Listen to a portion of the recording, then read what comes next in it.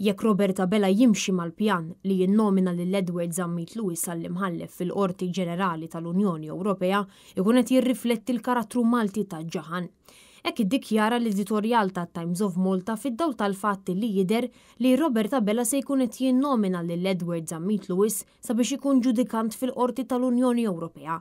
Bl-editorjal jispjega li bħalma Ġaħan ġibet il-bib warajh, Zammit Lewis se jkun qed jieħu id-dnubiet u l-passat mimli skandli tiegħu lejn Lussemburgu. L-editorjal spjega li kienu ħafna dawk li kkundannaw il-pjan wara in-nomina ta' Zammit Lewis, fejn għamel referenza għal kliem tal-Partit Nazzjonalista li ddeskriva n-nomina bħala insult għal daw kollha li verament jemnu fil-ġustizzja.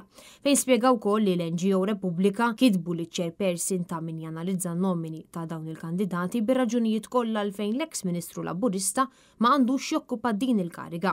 Hawn ġie spjegat illi fil-ħajja politika tiegħu l-eks Ministru Laburista u issa backbencher fil-Parlament Malti wara nuqqas fl-abbilta tiegħu sabiex jiġġudika, nuqqas ta' rieda li jaġixxi b'kuxjenza u konflitt fl-etika fejn jidħlu dmirijiet kostituzzjonali tiegħu bħala uffiċjal pubbliku. B'referenza għal relazzjoni li kellu Edward Zammit Lewis man negozjant implikat fl-assassinju ta' Defni Caruana Galizia Jorgen Fenek. Il-Qorti Ġenerali tal-Unjoni Ewropea hija waħda mill-qrati li jiffurmaw il-Qorti tal-Ġustizzja fl-Unjoni Ewropea li jiżguraw l-applikazzjoni tal-liġi madwar il-pajjiżi Ewropej.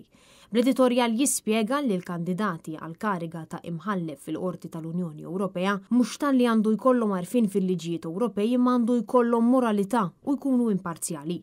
Intant l-editorjal spjega li l-Prim Ministru għandu jeħles lil pajjiżna minn disfatta oħra u jirtira n-nomina ta' Edward Zammit Lewis. It-Times tistaqsi wkoll meta l-Gvern se jitgħallem li karigi bħal dawn ma jistgħux ikunu okkupati minn nies tal-qalba, imma b'nies li huma kwalifikati għal dawn il-pożizzjonijiet.